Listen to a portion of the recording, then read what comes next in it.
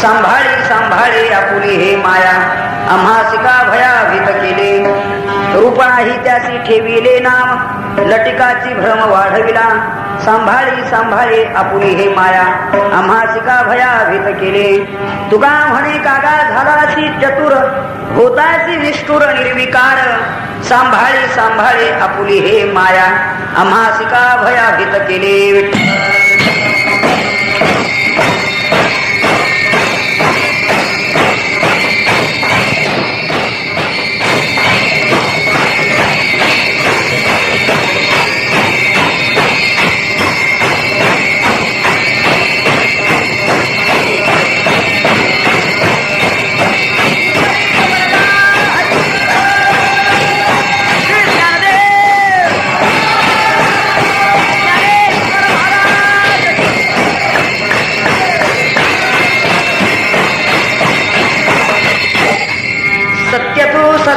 सत्य तू विठ्ठला कागा हा दाविला जगदाकार सांभाळे सांभाळे आपुली हे माया आम्हासिका भयाभीत केले. प्रस्तुत कीर्तनरूपी सेवेकरिता निवडलेला अभंग महान भगवत भक्त संत सम्राट विश्वामध्ये महाराष्ट्र भूषण जगद्गुरु श्री संत तुकाराम महाराज यांचा महत्वाचा उत्कृष्ट 4 चरणाचा अभंग सेवेकरिता निवडलेला आहे. विठ्ठल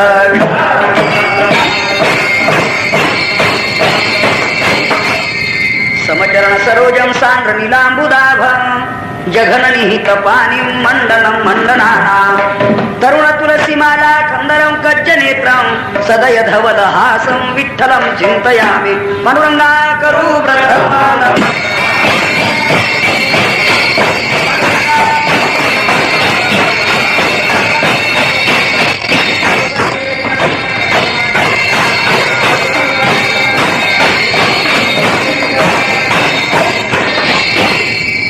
केलिया स्मरण होय सकळ विद्यांचे अधिकरण ते जीवन श्रीचरण श्री गुरुंचे नमस्कार. मी आता अभंग जगद्गुरु श्री संत तुकोबार यांचा असून अभंगातील प्रतिपाद्य विषय असा आहे.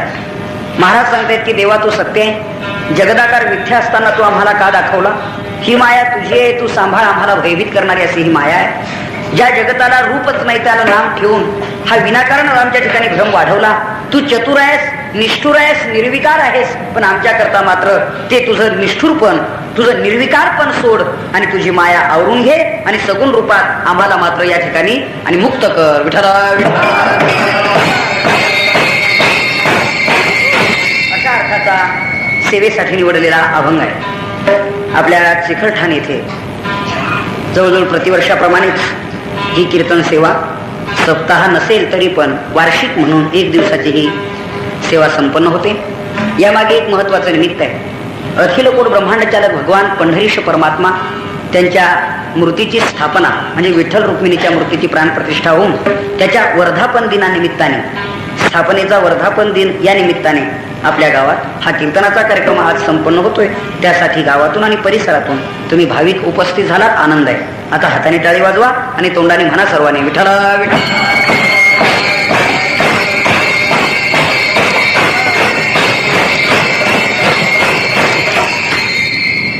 अभंगाचा सरळ सरळ असणारा शब्दशः अर्थ सांगितलाय. आता आपल्या वेळेत भगवान परमात्मा जशी बुद्धी देईल त्या प्रमाणात आपण विचार करणार आहोत. तसा आपला 1 तास उरलाय, नियोजित वेळेपेक्षा मध्ये 1 तास उरलेला आहे. ठीक आहे, 1 तास काय थोडा झाला का? खटवांग राजाने 1 तासात आपला उद्धार करून घेतला. आपण असे बरेच तास ऐकलेत पण तसेच आहोत आपण. तेव्हा उद्धाराला फारच वेळ पाहिजे असं काही नाही. या जिज्ञासेनं, या जिज्ञासा बुद्धीनं जर श्रवण केलं, मग कथा श्रवणी श्रद्धा मधून ध्यान उद्धव भगवान परमात्मा 11 स्कंधामध्ये श्रवण करण्याची रीत सांगतायत. मत कथा श्रवणे, माझी कथा अशा पद्धतीने मदनु ध्यान मुद्धव, माझं ध्यान करून आणि श्रद्धा ठेवून जर कथा श्रवण केली तर तीच कथा दुःखहारी, कथा मुक्त करी. एका क्षणार्धामध्ये ती कथा आपल्याला मुक्त करणारी आहे. तेव्हा ईश्वराची कथा आपण श्रद्धा ठेवून, लक्ष ठेवून, अवधानयुक्त असून श्रवण करा आणि कीर्तनात शक्यतो मांडी घालून बसावं.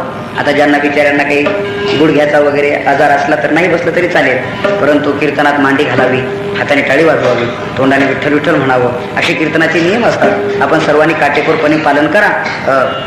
विठ्ठल विठ्ठल विठ्ठल.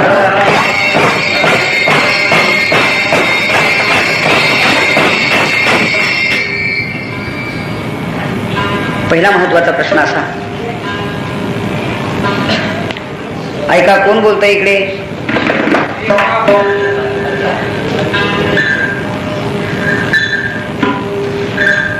तिथं शहाणा माणूस कोण आहे? त्यांनी थोडस न बोलता त्यांना दाबण्याचं काम करा. बोलू नका.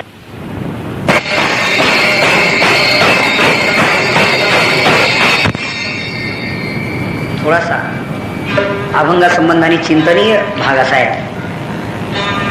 वेदांताचा हा सिद्धांत आहे. शास्त्रकारांनी म्हटलंय अलोढ्य सर्व शास्त्राने.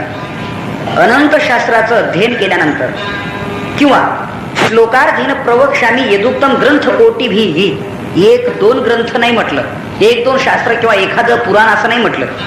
ग्रंथ कोटी भी, कोट्यावधी ग्रंथाचा सारांश सिद्धांत एका श्लोकाच्या उत्तरार्धात आणलेला आहे. शास्त्रकार म्हणतायत कोणता सिद्धांत आहे तो? श्लोकार्धेन प्रवक्ष्यामी. श्लोकार्धेन, श्लोकाच्या अर्धभागातच, म्हणजे 4 पाद म्हणून एक श्लोक होतो, त्याच्या 2 पादातच, 2च भागात उत्तरार्धामध्ये पूर्ण जगाचा, पूर्ण शास्त्राचा, पूर्ण वेदांताचा सिद्धांत आणलेला आहे. तो कोणता म्हणाल तर या श्लोकातूनच सांगतो. ब्रह्म सत्यम जगन मिथ्या जीवो ब्रह्मैवनापरा. ब्रह्म एक सत्य आहे, जगत मिथ्या आहे आणि जीव हा ब्रह्मरूप आहे. ह्या 3 प्रक्रियेसाठी अनंत शास्त्राचं अध्ययन झालं. अनंत शास्त्र निर्माण झाली आतापर्यंत. किती शास्त्र आहेत, किती पुराण आहेत, किती उपपुराण आहेत, किती मुख्य पुराण आहेत, तशी गणना नाही. इतके शास्त्र आहेत, इतके पुराण आहेत, इतके अनंत ग्रंथ आहेत. पण या सर्व शास्त्राचं, ग्रंथाचं, शास्त्र पुराणाचं जर सार असेल तर हेच आहे. ब्रह्मसत्यम जगन मिथ्या जीवो ब्रह्मैवनापरा. श्लोकार्धेन प्रवक्ष्यामी यदुक्तम ग्रंथ कोटी भी. बस यदुक्तम हे उक्त असणारे हेच एक तत्व कोणतं आहे तर ब्रह्मसत्य आहे, जगन मिथ्या आहे. आणि त्याच वेदांताचा सिद्धांत जणू तुकोबाराय प्रगट करताय. सत्य तू सत्य तू सत्य तू विठ्ठला आणि कागा हा दाविला जगदाकार. इथे ब्रह्मसत्य आणि जगन मिथ्या या 2 गोष्टी आहेत. पण ही गोष्ट का म्हणावी लागली, सांगावी लागली, याचं कारण आहे जीवाच्या ठिकाणी एक भ्रम निर्माण झालाय. भ्रम, आणि ते भ्रमाचं लक्षणच आहे तसं न दिसू देणं आणि नाही तसं दाखवणं. याला काय म्हणाल तुम्ही? सोपं उत्तर आहे त्याला, भ्रम म्हणतात. तर तुमच्याकडे एक त्याला पर्यायी शब्द असेल बघा. काही भागात म्हणतात त्याला चकवा झाला, काही भागात म्हणतात त्याला चुकरं पडलं, काही ठिकाणी त्याला म्हणतात दिशाभूल झाली, काही ठिकाणी त्याला अजून काही. तुमच्याकडे यातलं काही कळतं का? या 3 इथलं एकही नाही कळत. कळतं ना? हा भुरळ पडलं. हे भुरळ झुरळ राहिलं होतं वाटतं नेमकं. ठीक आहे, बरं भुरळ पडलं ते तरी कळलं ना तुम्हाला?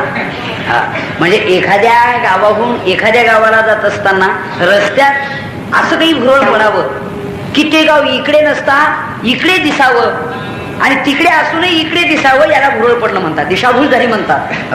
असा जो भाग आहे ना, तसं या ठिकाणी जीवाच्या ठिकाणी पडलेली ही भुरळ आहे नेमका त्याला. आणि भ्रम झालेला आहे जीवाला. कोणता भ्रम? ब्रह्म सत्य असून देव नाही म्हणण्यापर्यंत मजल गाठली त्यांनी. तो सत्य की मिथ्या हा देखील प्रश्न नंतरचा आहे. अगोदर तो आहे हे मानलं तर मग तो सत्य आहे की मिथ्या आहे तो नंतरचा प्रश्न आहे. पण देवच नाही म्हणण्याची मजल. आणि जो अतीव अनित्य आहे, मिथ्या आहे, भास मात्र आहे, तो मात्र संसार चालविती व्यवहार सत्य म्हणून. या दोन्हीला प्रमाण. चालविती व्यवहार सत्य म्हणून देवधर्म सांदी पडले सकळ एकीकडे विषय गोंधळ गाजत असे आणि दुसरीकडे चालविती व्यवहार सत्य म्हणून पडली रोळी जगापरीकरण चालू व्यवहार सत्य म्हणून हा व्यवहार सत्य म्हणून चालविती. मी म्हणतो व्यवहार जो आपण चालवतो, संसार करतो, सत्य म्हणून की मिथ्या म्हणून, याचं उत्तर त्याच्यातच आहे. मिथ्या म्हणून जर वाटला असता तर करण्याचा प्रश्न उरला नसता.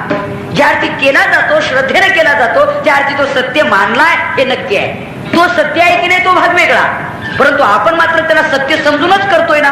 वस्तूचं मिथ्यत्व पटलं की त्याचा तिथे बाधच झाला समजा, त्याला जवळ मनुष्य धरणारच नाही. पण तो सत्य आहे असा जर त्याला भ्रम असेल तर ती वस्तू मात्र त्याच्या अंगीकारात असते. जसं संसार व्यवहार सत्य आहे असा म्हणून तो केला जातो आणि परमात्मा मिथ्या मानला जातो. अशी जी जगाची झालेली दिशाभूल आहे.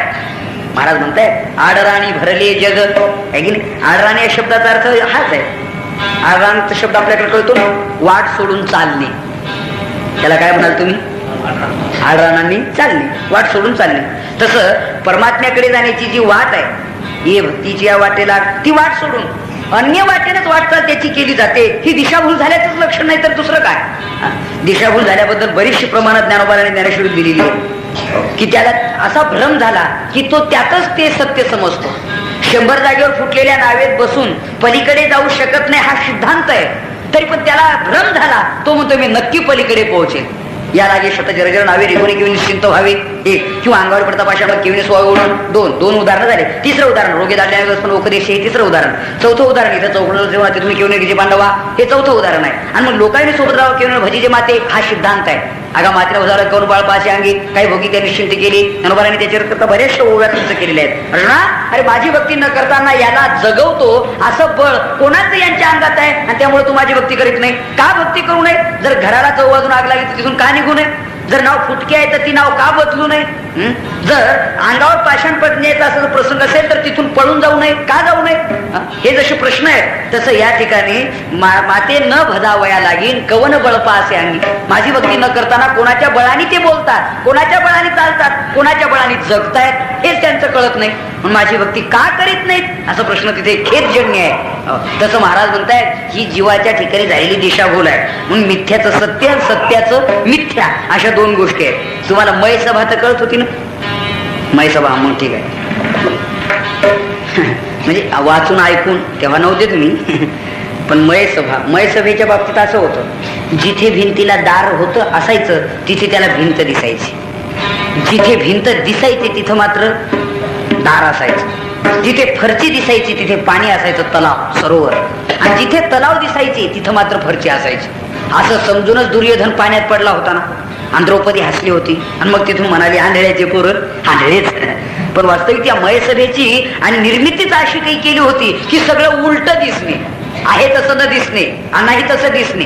दार समजून जायचे, धडार दिवशी डोकं फुटायचं माणसाचं. भिंत समजून हात लावायला पाहिजे तर दारच निघायचं तिथे, अशी स्थिती. मग ही जशी मय सभा त्याचा खरा अर्थ माया सभा असंच आहे. ते हे मायेचंच लक्षण आहे, असं विचित्र विकृत लक्षण आहे. तसं त्याचं अपभ्रष्ट रूप आहे मय सभा. ही जी सभा आहे ना तसं त्या जगाच्या ठिकाणी दिशाभूल झालेली आहे. महाराज म्हणतायत की विषय ओढी भुलले जीव. भुलले याचा अर्थ भ्रमिष्ट झाले. भुलले याचा अर्थ आपल्या भाषेमध्ये बुरळ पडलं असा त्याचा अर्थ. मग भुललेले जीव आहेत त्यामुळे हाडराणी भरले. बरं, त्यामुळे हे यांना नको ते दर्शन घडलं. मग याच्याबद्दल नेमका निर्वाळा कोण करेल? महाराज म्हणतात आता याची कोण करील किंवा यांची दया कोणाला, कदर कोण करेल यांची? ज्यांना त्याचं ज्ञान आहे आणि तळमळ आहे तो. तुम्हाला उपदेश कोण करील चांगला? ज्याला तुमच्याबद्दल तळमळ आहे तोच करील ना. दुसरा माणूस कशाला करेल? त्याला तर उलट तू जास्तीत जास्त व्यसनाच्या आहारी गेला तर तुझ्या पैशाचा उपयोग मला करून घेता येईल म्हणून शक्यतो तुम्हाला व्यसनातच ओढण्याचा प्रयत्न करणारे पुष्कळ आहेत. अरे वेड्या, बिडी नाही ओढली तर पुढचा जन्म माणसाला अस्वलाचा मिळतो. कुठून काढलंय कोण जाणे. म्हणजे त्याला येणं केलं प्रकारे प्रयत्नात. पण असा एखादा म्हणतोय का वेड्या, अरे बिडी ओढतोस ना, अरे इतक्या अल्प वयात या व्यसनाच्या आहारी गेलास, वेडेपणा आहे, सोडून देते. शारीरिक, आर्थिक, कौटुंबिक, मानसिक, शास्त्रीय अशा 5 प्रकारच्या नुकसानी आहेत. तुझ्या शरीरामध्ये दुर्बलत्व प्राप्त होणार आहे. हे कोण सांगेल? तुमच्याबद्दल ज्याला तळमळ आहे तो सांगेल. का कोणी सांगेल? एक तर आई वडील सांगतील, नाही तर सासरं सांगेल. त्यांना माहिती आहे की हे सगळं आपण आता यांच्याच स्वाधीन केलेलं आहे. आणि हे जर असं निघालं तर आपल्या मुलीला उद्याच रोजगार हमीवर जाण्याशिवाय पर्याय नाही. वेळीच सावधान करतायत त्यांना. किंवा आपली पत्नी सांगेल. हिताचा मार्ग कोण सांगेल? तर ज्याच्याशी आपला आत्मैक्य भाव संबंध आहे तोच सांगेल. दुसरा तिसरा गुजेविने हित कोण सांगेल? ज्ञानोबाराय सांगतायत कोणी सांगणार नाही. हिताचा मार्ग ज्याला तुमच्याबद्दल तळमळ आहे तो सांगेल. आणि अनहिताचा मार्ग मग तुमचं ज्याला वाटोळं करण्याची इच्छा आहे तो सांगेल. असे पुष्कळ आहे. तुमचं वाटोळं व्हावं असे मार्ग सांगणारे पुष्कळ आहेत. पण तुम्ही त्यातून वाचावेत असा मार्ग सांगणारे कोणीतरी दुर्लभ आहे. विठाला विठाला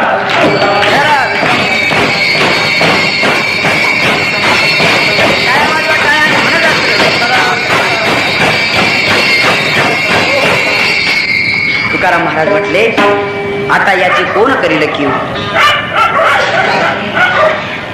यांची दया नेमकी कोणाला येईल आता? मग तुकाराम महाराजांनी दयाद्रवंत करणारी जगाचा विचार केला आणि जगाला सांगितलं. ही गोष्ट जगापुरती झाली. पण महाराज या अभंगातून जगाशी न बोलता हे देवाशी बोलतायत. हे परत लक्षात ठेवा. काही जगाशी, काही देवाशी, काही स्वतःशी, असे 3 प्रकारचे अभंग संतांचे आहेत. काही जगाबरोबर बोलण्यातले, काही देवाबरोबर बोलण्यातले, काही स्वतः बरोबर बोलण्यातले आहेत. घेई घेई माझे वाचे गोड नाम विठोबाचे, तुम्ही ऐका रे कान. हे कोणाबरोबर बोलण्यातले? जवळजवळ मराठी भाषा तर कळायला पाहिजे आपल्याला. स्वतः बरोबर घेई घेई माझे वाचे गोड नाम विठोबाचे, घेई घेई माझे वाचे, माझे वाचे विठोबाचे गोड नाम घे. डोळे तुम्ही घ्या रे सुख, पहा विठोबाचे मुख, पहा विठोबाचे मुख, पहा विठोबाचे मुख, पहा विठोबाचे मुख. तुम्ही ऐका रे कान, तुम्ही ऐका रे कान. सांगा, हे स्वतः बरोबर. काही वेळेला जगाबरोबर ऐके रे जना तुझ्या स्वहिताच्या खुणा, पंढरीचा नाम माझे स्मराव. हे जगाबरोबर बोलण्यात. पण काही देवाबरोबर बोलण्यातले अभंग आहेत. देवा तुझा माझा कार्य वैरकार, देवाबरोबर बोलण्यातले असे कितीतरी आहेत. त्याचे पुन्हा प्रकरणाबद्ध आहेत, ते सांगून तुमचा वेळ घेत नाही. तसा आजचा अभंग देवाबरोबर बोलण्यातला आहे. न स्वतः बरोबर न जगाबरोबर, देवाबरोबर बोलतायत. पण बोलतात काय, हा महत्वाचा प्रश्न आहे. आता जिथं देवाशी बोलायचंय आणि जगद्गुरु तुकोबाराय बोलणारे आहेत, तिथं विषय काय कांद्याचा असेल का मंत्र्यांचा असेल? आता शरदराव पवार झाले हो मुख्यमंत्री, हा विषय देवभक्तांमध्ये कसा असू शकेल हो? आज कालपासून हाच विषय घरोघर गावोगाव तोच आहे. महाराष्ट्र राज्यातच काय, परराज्यात देखील तसं देवाचा संतांचा संवाद आहे. तिथे बोलण्यात काय विषय असेल? देवा म्हटले काय, तू आम्हाला हा जगदाकार दाखवलाय, हा दाखवला देखील तूच. पण तू जरी दाखवला, पण या जगत भासामध्ये अनेक लोक फसले असतील, पण आम्ही मात्र फसणार नाही.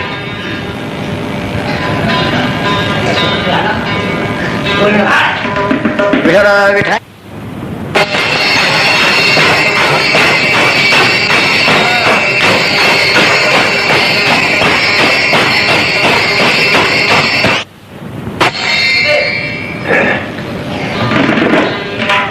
कुठले लेकरे तुम्ही जमा झाले हे सगळे?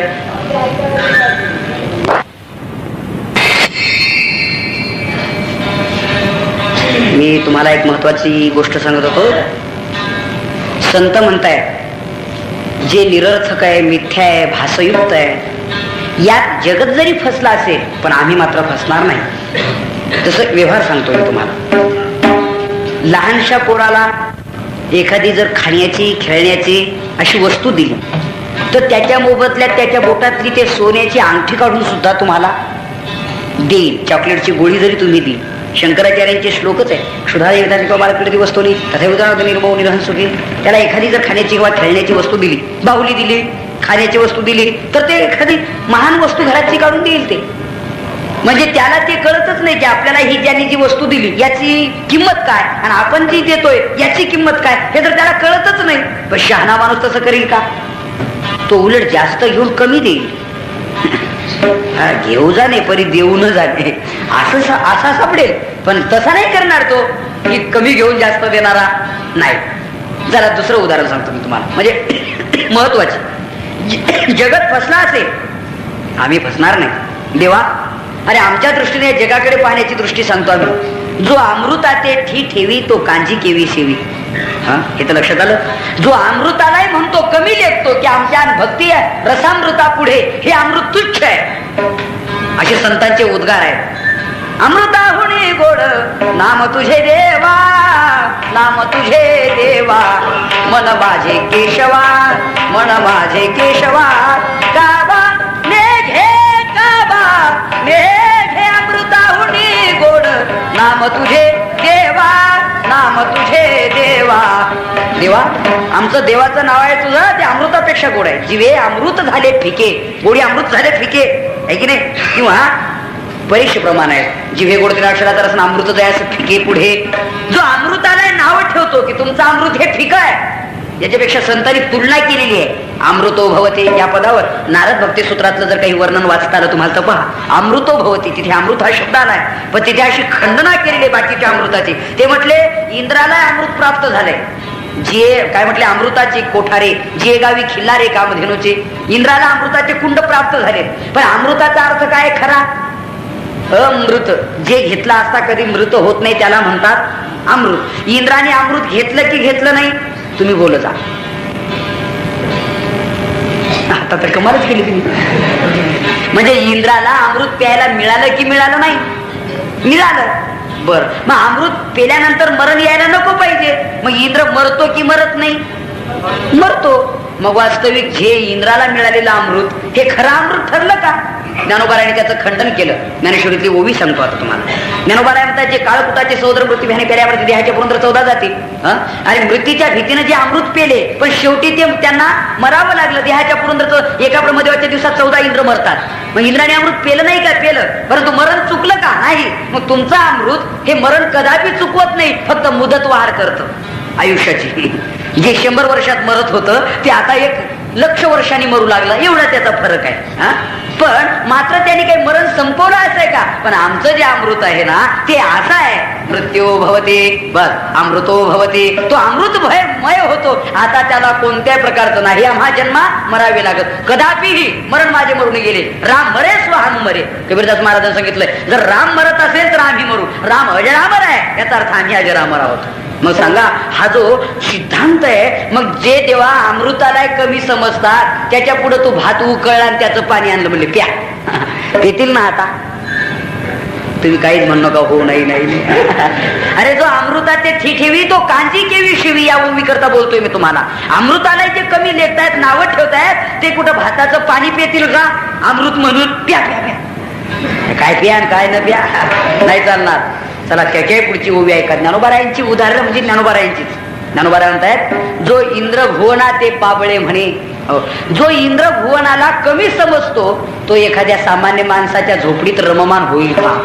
सोपा विषय आहे. भिल्लाचे नाही, ज्ञानोबारायांनी त्याला भिल्लाची उपमा दिली. का साध्या माणसाचे घ्या, कोणाच्या तरी नावाचा उल्लेख करण्यापेक्षा. तिथे तो रममान होणार नाही का? ज्याच्या दृष्टीनं इंद्रपद हे सामान्य आहे. ब्रह्मादिक पदे दुःखाची शिराणी म्हटले. बर, इंद्रपद नव्हे तो भवरोग म्हटलंय. तो एखाद्या साधारण ठिकाणी रममान होणार नाही. न ते सुरमते बुधा. असं जर असेल तर तू दाखवलेला जगदाकार, हा जगदाभास, या जगातल्या वस्तूमध्ये आम्ही किती टक्के फसू? तुला वाटत असेल का आम्ही फसू म्हणून? हे जगत फसला असेल पण आम्ही फसणार नाही. आम्ही त्याच्यावर मात करणार. विठाला विठाला.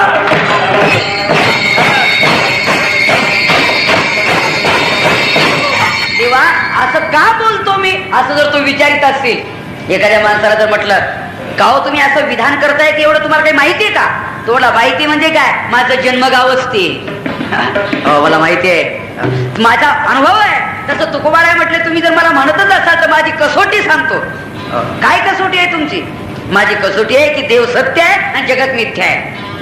कसोटी हे असे हाती, कसोटी हे असे हाती.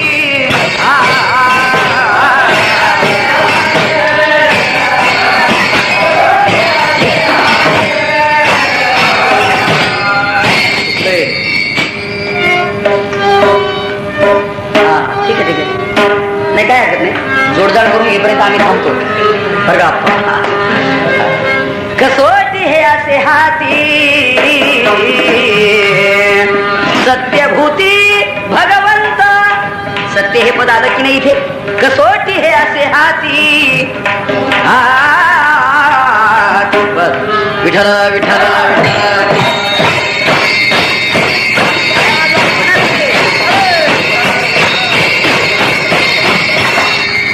कसोटी हे असे हाती, सत्यभूती भगवंत. आमची कसोटी आहे की भगवंत सत्य आहे.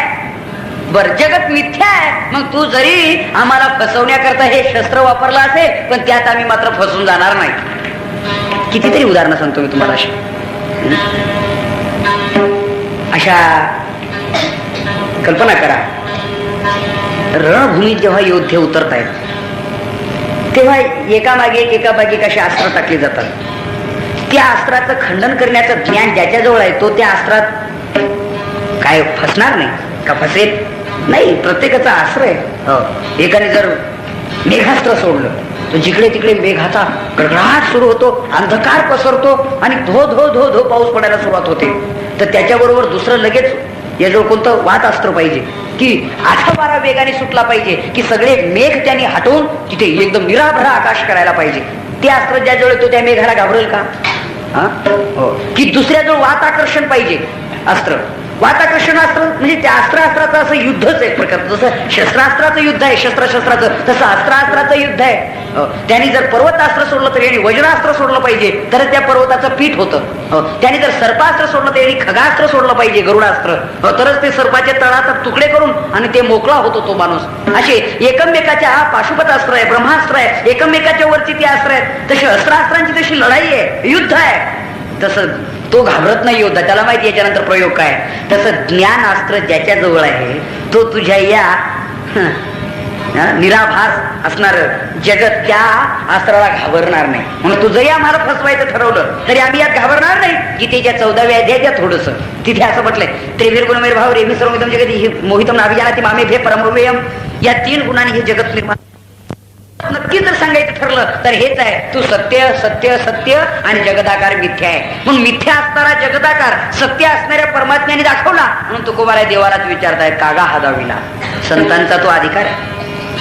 गीतेच्या 3ऱ्या अध्यायात या थोडस तिथे अर्जुनाने देवाला जाब विचारला की 2ऱ्या अध्याय. हे झोपते पा तुमच्या पाठीमागचं हे मधून, हे तू लाल स्वेटरवाला आहे ना, तू तुझ्या उजव्या हाताचा हा तो, त्याला जर टच करायचा अधून मधून. विठ्ठल विठ्ठल. गीतेच्या 3ऱ्या अध्यायात आलोय आपण. तुम्ही आले ना? हा. तर तिथे अर्जुनाने जाब विचारला देवाला, देवा गीतेच्या 2ऱ्या अध्यायात तू मला सांख्यशास्त्र सांगितलं. हा बरोबर. सांख्यशास्त्र म्हणजे काय? अजातवाद. सांख्यशास्त्र म्हणजे जगत नाहीच, एकूण एक जगतामध्ये एक आणि परमार्थ सत्ता आहे, आत्माभान पदार्थ सत्ता आहे. त्याबरोबर त्याच्यावरती उदाहरणे दिलीत, वांझेची अलिका काही जन्मपत्रिका वगैरे. हा अजातवाद आहे. जे झालेच नाही त्याला गेलो तशी काही, हा अजातवाद आहे. तेव्हा सांख्यशास्त्रामध्ये ईश्वरच एक सत्ता आहे, दुसरी सत्ता मानलीच नाही. मग असं जर तू सांगितलं हे ज्ञान आहे आणि याच ज्ञानाने उद्धार होईल तुझा, असं मागे सांगितलं ना तू. झाला अर्जुन शोक मग्न बघुनी वेदांत सांगे हरे. इथे ज्ञान सांगितले. आत्मा शाश्वत देह नश्वर असे हे ओळखे अंतरे. तू अंतकरणात ओळख धारण कर. आत्मा शाश्वत मन देह नश्वर असे. देह नश्वर आहे आणि आत्मा शाश्वत आहे. हे गीतेच्या 2ऱ्या अध्याय सांगितले. आजा नित्य हा शाश्वत हा पुराण हा न हन्यते हन्यमाने शरीरे वेदा विनाशी म्हणते येन वजे कथन वृषभांतिकम घाते ध्यांतिकम पासांशी वगैरे. हे सगळं आत्मा नित्य आहे आणि देह अनित्य आहे. परमात्मा सत्य आहे, जगत मिथ्य आहे. हे ब्रह्मज्ञान तू 2ऱ्या अध्यायात सांगितलं ना. आणि 3ऱ्या अध्यायाची सुरुवात पुन्हा अशी केली की तू कर्म कर. मग अर्जुनाने त्यावेळेला जाब विचारला. अर्जुन वाच जायशी चत्कर्मणस्य मध्ये मदा बुद्धी जनार्दन तत्किम कर्मणी घोरे माम नियोजयसी केशव. घोरे माम कर्मणी किम नियोजयसी. दुस्तर असणाऱ्या कर्माच्या ठिकाणी माझी नियुक्ती का करतो? ज्ञानोबारायचं इथं नाही थांबले. लाजसीना महा घोरी कर्मीच होता. अर्जुनाने देवाची लाज काढली असं ज्ञानोबारायांचं म्हणणं आहे. तेव्हा जर ज्ञानानेच मुक्ती असेल तर दुस्तर कर्मात माझी नियुक्ती का करतो असा जाब जसा अर्जुनाने देवाला विचारला. मराठी काव्यात सांगतो मी तुम्हाला. आगा कर्माहुनी, हे अर्जुनाचं मत आहे. आगा कर्माहुनी अधिक बरवे ज्ञान म्हणसे तरी का तू येथे मद करवी हिंसा करविसे. सांग देवा. आगा कर्माहुनी अधिक बरवे ज्ञान म्हणसे. कर्मापेक्षा ज्ञान बरं आहे असं जर तू म्हणत असेल तर तरी का तू येथे मद करवी हिंसा करविसे. सांग याचं उत्तर काय आहे. हे जसं अर्जुनाने विचारलं तसं तुकोबाने कागा हा दाविला जगताकार. सांग याचं उत्तर काय. जगताकार मिथ्या आहे ना, निरर्थक आहे ना, भासमात्र आहे ना, मग तो दाखवलाच का. असा जेव्हा तुकोबारायांनी देवाला प्रश्न विचारला तेव्हा भगवान परमात्मा म्हणाले बोला बोला बोला बोला. मग जगत मिथ्या आहे, मग तुमचं मत काय. देवा माझं मत आहे फक्त तूच एक सत्य आहे. सत्यतो सत्यतो सत्यतो विठ्ठला. पण ही गोष्ट एकदा नाही सांगितली महाराजांनी. किती वेळा सांगितली. बोट पाहून तरी म्हणा 3 वेळा, आहे की नाही? हा, सत्य तू, सत्य तू, सत्य तू, विठ्ठला विठ्ठला तूच सत्य, विठ्ठला तूच सत्य, विठ्ठला तूच सत्य, ही गोष्ट 3 वेळा. पण जरा शास्त्राच्या दृष्टीने पुन्हा जरा इकडे या. तुम्ही म्हणाल शास्त्राच्या दृष्टीने विचार केला तर एक शब्द एक अर्थाचा जर 2 वेळा उच्चारला तर त्याला द्विरुक्ती नावाचा दोष म्हणतात. एक शब्द एक अर्थाचा जर 2 वेळा उच्चारला तर द्विरुक्ती नावाचा दोष येतो. मग तिथे तुकाराम महाराजांनी 3 वेळा उच्चारल्यावर दोष येत नाही का? नाही तर मग असा नका अर्थ घेऊ तुम्ही. सोपं उदाहरण सांगू तुम्हाला. एका सायकलवर 3 जण बसून चालले असे, एक पुढे, एक कॅरियरवर, एक सीटवर. पोलिसांनी पकडलं, शिटी मारली. थांबा, तुम्हाला कायदा बिदा काही कळतो का? म्हणले कसला काय? अरे या सायकलवरती 2 सीटं बसणं गुन्हा आहे. तो म्हणले मग आम्हाला कळतो म्हणून तर. म्हणले काय 2 बसणं गुन्हा आहे ना, म्हणून आम्ही 3 बसलो. आता आहे का काही गुन्हा? याचा अर्थ असा होतो का की 2 बसणं गुन्हा आहे म्हणून 3 बसणं अजिबात निर्दोष मुक्तच आहे त्याची? असा अर्थ नाहीये.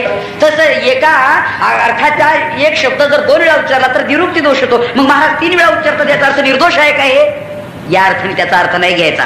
मग त्या ठिकाणी शास्त्रकार म्हणतायत की बाबा एकाच अर्थाचा 2 वेळा नव्हे 3 वेळा जरी शब्द उच्चारला तरी दोष येत नाही. याचं कारण आहे ज्याची त्रिकालाबाधित सत्यता जर व्यक्त करायची असेल तर तो शब्द 3 वेळा उच्चारला तरी चालतो.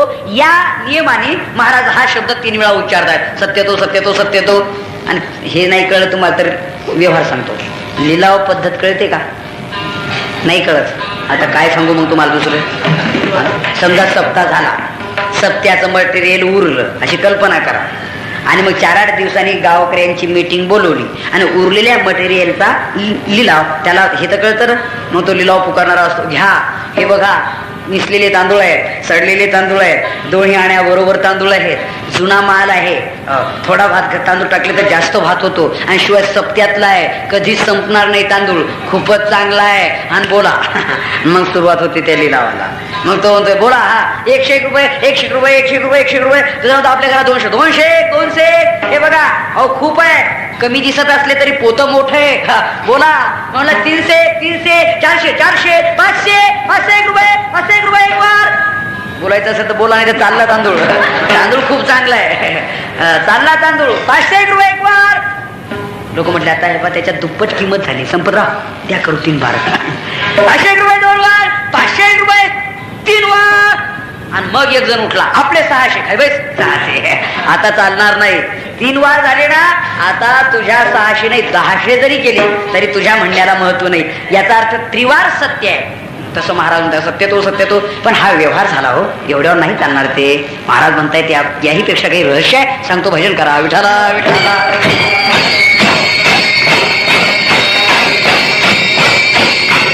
तुकोबारायांचं म्हणणं शास्त्रशुद्ध पद्धतीने कसं आहे ते 2 मिनिटात ऐका आपण. महाराज म्हणतायत सत्याचे 2 प्रकार आहेत. सत्याचे 2 प्रकार आहेत. एक सापेक्ष सत्य आणि एक निरपेक्ष सत्य. काही गोष्टी सत्य असतात पण निरपेक्ष सत्य नसतात. पण परमात्मा सत्य आहे पण निरपेक्ष सत्य आहे. सापेक्ष आणि निरपेक्षचा अर्थ कळेल ना तुम्हाला.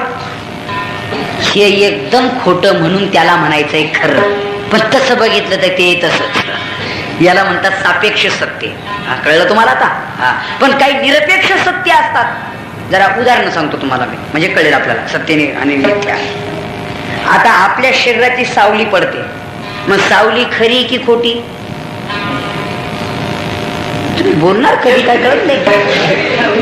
आपल्या शरीराची जी सावली पडते खरं म्हणजे ती सत्य आहे की मिथ्या आहे? म्हणजे खरी आहे की खोटी आहे?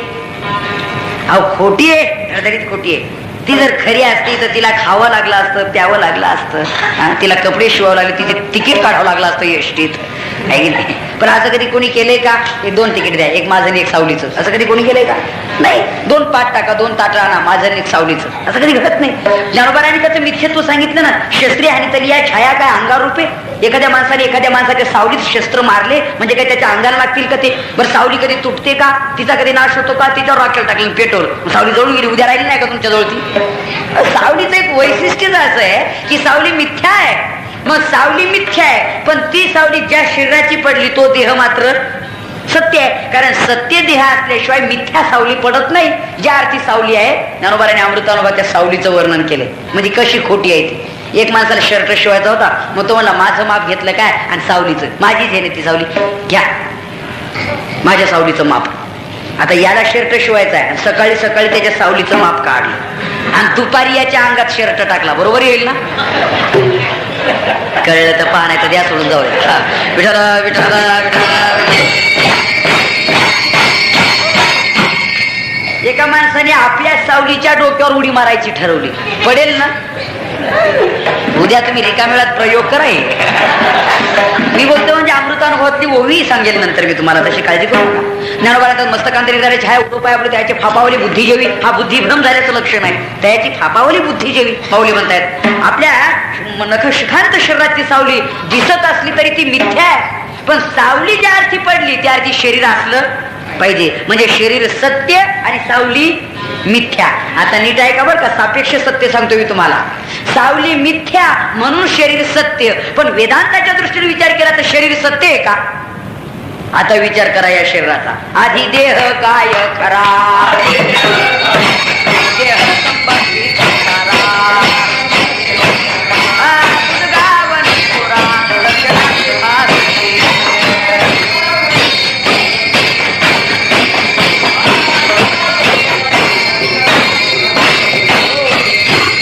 आधी देह काय खरा, देह संबंधी पसारा, बुजगा बने चोरा, रक्षणासे भासते. असं आहे. देह खरा आहे का? शास्त्राच्या दृष्टीने विचार केला तर देह खरा आहे का? आणि खरा असता तर तो टिकून राहिला असताना. असते, जायते, वर्धते आणि परिणामते, विपश्यते आणि विनश्यते, असे जे 6 विकार देहात सांगितलेले आहेत. देह जन्मतो, जायते म्हणजे जन्मने, बर पुढे काय म्हटलेले, वर्धते म्हणजे तो वाढतो, लहानाचा मोठा होतो ना, बर त्याच्यापेक्षा पुढे तारुण्यात येतो, म्हणजे बालपण संपतन तारुण्यात येतो, वृद्धी होते त्याहीपेक्षा, नंतर हे सगळं बागुलवा आहे का? बागुलवा, कोपऱ्यात बसलेला बागुलवा, एकेकाळचा तरणा ताठा देखणा, असा मोठा लांब उंच पुरा आणि गोरा गोमटा, आणि आता असं बागुलबा होऊन बसलो कोपऱ्यात. पुऱ्या रडतील ना, बागुलबाच्या ताब्यात येईल, बागुलबा ते करतो असं ते बागुलबा. म्हणजे एक प्रकारच्या लहान मुलाची खेळणी होऊन बसलं ते. म्हणजे काय घडलं, वृद्धत्व आलं ना, म्हणजे त्याच्यात अवस्थांतर झालं ना, विपश्यती आणि विनश्यती, एके दिवशी ते मेलं, शरीर संपलं. मग देह जर सत्य असता तर त्यामध्ये अशा अवस्थांतर घडलं नसतं त्या देहामध्ये. ज्या अर्थी घडते त्या अर्थी तो मिथ्या आहे, खोटा आहे. देह सत्य नाहीच आहे. संतांनी त्याला किती खाली आणून ठेवले सांगू तुम्हाला. बुजगावणे चोरा रक्षणाचे भासते. बुजगावण्याचं उदाहरण ऐकले तुम्ही अनेक वेळेला. मिरच्याच्या शेतामध्ये अशी काठी रोवून आडवे हात करून त्याच्या शर्ट पॅन्ट घालून त्याच्यात भोस भरून तारी वाढून त्याच्या डोक्यात एक मडकं टाकून त्याला चुना लावून त्याचा एक हात वर करून त्याच्यात काठी दिली जाते. त्याला काय म्हणतात? हा म्हणतात ना. ते चोर येतात आणि पायाजवळच्या मिरच्या खोडून नेतात तरी काठीवरच.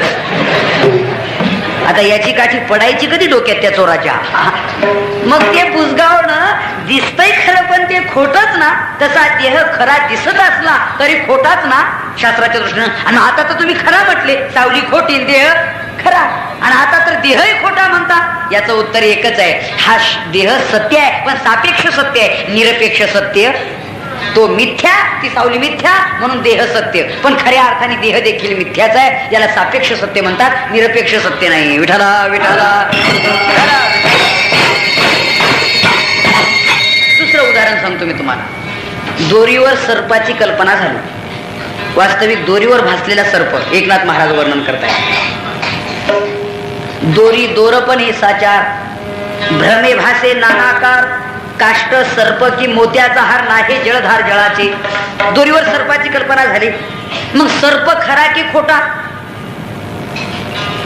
काहीच नाही, ठीक आहे. अहो सर्प खोटा कशामुळे? तुम्ही प्रकाश बॅटरी कंदील घेऊन या, मग त्या दोरीवर सर्पाची कल्पना झाली, ती राहील का आता? काय रे म्हटले, याला तुम्ही सर्प समजले होय, बावळट. ते माणसं चतुर होते. ते म्हटले तुझ्याजवळ बॅटरी आहे म्हणून आम्हाला बावळट ठरवलं, नाही तर आमच्याच यादीत तू असता बावळट म्हणणाराच्या यादीत. उगीच तुझ्याजवळ बॅटरी काय प्रकाशाचं साधन आहे म्हणून तू आपलं दोरी कळली तुला. म्हणजे सर्प खोटा कारण प्रकाशाने तो सिद्ध झाला नाही, तो मिथ्या ठरला, त्याचा बाद झाला. पण दोरी मात्र खरी ठरली, ती व्यवहार क्षेत्रातली आहे, व्यवहारिक सत्तेतली ती दोरी आहे. प्रातिभाषिक सत्तेतला साप संपला आणि व्यवहारिक सत्तेतली दोरी उरली, म्हणून दोरी खरी पण सापेक्ष खरी. सर्पापुरती दोरी खरी, पण खऱ्या अर्थाने दोरी खरी आहे का? दोरी जळते की नाही, दोरी तुटते की नाही, दोरी कुजते की नाही, तिला नाश आहे की नाही, मग दोरी सत्य आहे का? तो सर्पापुरती ती दोरी सत्य, पण खऱ्या अर्थाने दोरी ही मिथ्या. त्याला सापेक्ष सत्य म्हणतात. विठाला विठाला.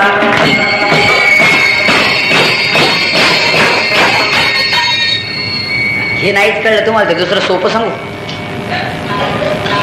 म्हणले आमचा हा माणूस खूप शहाणा आहे, पण जेव्हा शहाण्या माणसात तो बसला सगळ्यांनी त्याला मूर्खात काढलं.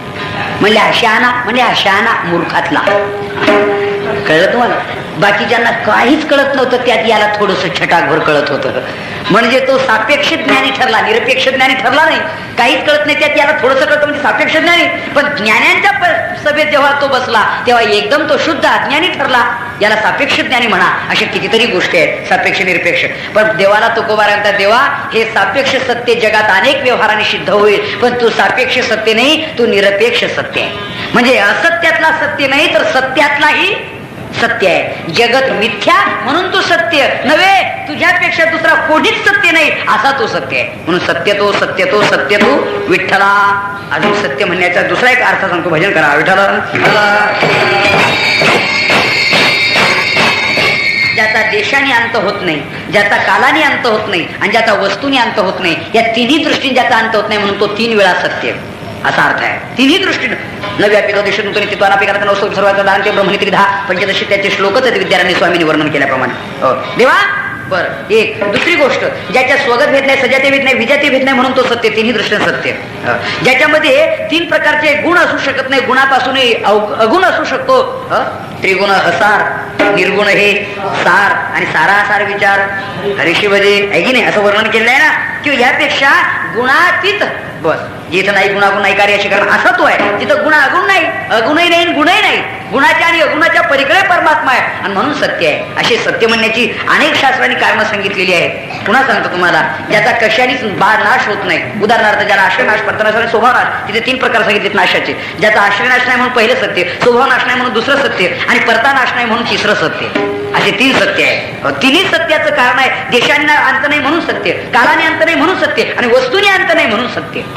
3 वेळा सत्य म्हणण्याची अशी बरीचशी कारणं तिथे आलेली आहेत. महाराज म्हणतायत, देवा आम्हाला माहिती आहे कोणताच नाश तुझ्या ठिकाणी नाही, आमच्या ठिकाणी तिन्ही नाश आहेत. तू मात्र अविनाश तू तद्विधीयेन सर्वमिदं तथा, किंवा जोडीले नसरे अविनाश आनंद घर, किंवा अविनाश करी आपुले आईसे, असा तो अविनाश आहे. तुला कोणत्या प्रकारचा नाश असू शकत नाही. अविनाशाशी पाहे नाश कैचा, एकनाथ महाराज आपल्या हरिपाठात म्हणतात, अविनाशाशी पाहे नाश कैचा. विठाला विठाला.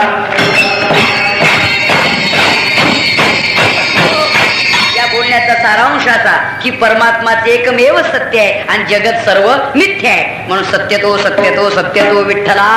बर, आणि मग असं जर आहे तर कागा हा दाविला जगदाकार, हा जगदाकार. जगत आकार आहे. मी तर म्हणेल याच्यापेक्षा अजून एक प्रक्रिया सांगतो मी तुम्हाला. इथं तुकोबारांना अजून एक वेदांतातली प्रक्रिया समजून सांगायची आहे. जगदाकार, जगत आकार जिथं आहे तिथं नाश आहे, मिथ्यत्व आहे. जिथं निराकारत्व आहे तिथे अविनाश आहे आणि काय सत्यत्व आहे. जिथं आकार आहे तिथं नाश आहे. तुम्हाला सांगू करा, ऐका तुम्ही. हा सोपं उदाहरण सांगतो. एखाद्या मडक्याला एखाद्या माणसाने दगड मारला म्हणजे मडकं काय होणार? फुटणार. बरोबर आहे. आता मडकं फुटलं म्हणजे काय फुटलं रे बाळ? त्यातला कुंभार फुटला का, त्यातली माती फुटली का, त्यातलं पाणी फुटलं की मडकं हे नाव फुटलं? हा शाबास, लय लवकर सांगितलं. तर मडकं फुटलं म्हणजे त्याचा आकार फुटला. मडकं हे नाव ज्या आकाराला आहे ते नाव मातीला नाहीये. मडक्याचा आकार तयार झाला, कुंभ तयार झाला, हे नाव त्या आकाराला आहे. मग आकाराला नाव होतं, तो आकार फुटला, माती फुटली नाही. मडकं का फुटतं? आकाराला आलं, मग फुटणं हा स्वभाव ठरला. माती का फुटत नाही? माती आकाराला आली नाही आणि म्हणून ती फुटणार नाही. माती निराकार आहे, पण त्याच मातीला आकार आला म्हणजे मडकं तयार झालं की मडकं फुटू शकतं. तसं परब्रह्म स्वरूप निराकार आहे, तोपर्यंत नाश नाही. ते ब्रह्म आकाराला आलं, मग आकार धारण केला, मग या आकाराला नाश आहे, मूळ मातीला नाश नाही. तसं आकारयुक्त जगत संपतं, पण मूळ त्याच्यातलं चैतन्य रूप परमात्म्याला नाश मात्र असू शकत नाही. तो अविनाश तू तद्विती. बस, देह पडतो आणि आत्मा त्यातला अदृश्य अशा प्रकारचा राहतो. म्हणजे तात्पर्य हे आहे की परमात्मा हा विनाश आहे आणि म्हणून तुला देवा नाश नाही, आणि जगदाकार आहे, आमचा हा आकार आमच्या समोर तू दाखवतो. पण हे आकारयुक्त चित्र विचित्र या जगतामध्ये आम्ही मात्र फसणार नाही, म्हणून आमचा हा बाणा तुकोबाराय जाहीर करतायत. जगत आहे पण आम्ही त्याच्यात फसणार नाही. कागा हा दाविला जगदाकार. इथपर्यंत आलो आपण. मग तुकाराम महाराजांनी देवाला विनंती केली, देवा हे कार्य तुझ्या सोबत असणाऱ्या मायेच आहे. मग हे जगत निर्माण करणारी कोण आहे? हो, माया आहे, माया. हो.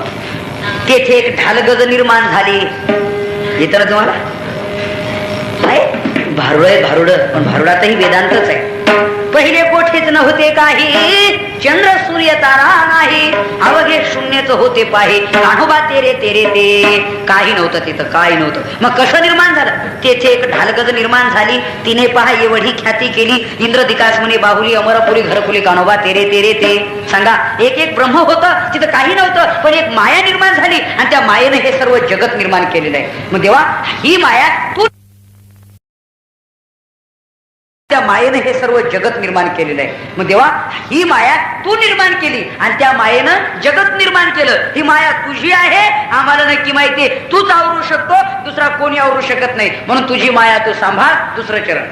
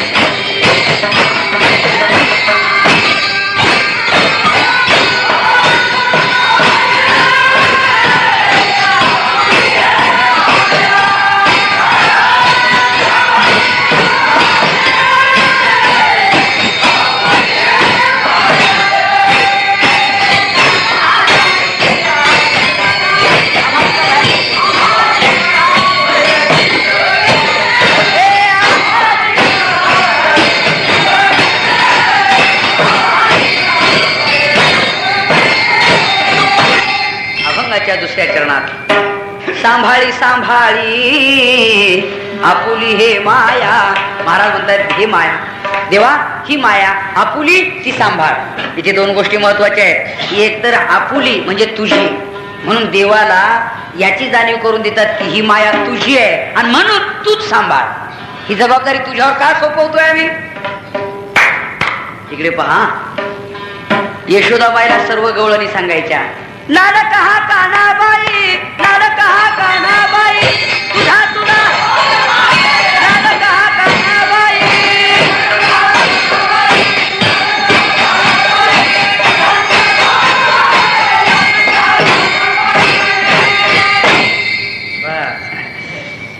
लाड कहा कान्हाबाई, पण तुझा तुला गोड वाटे.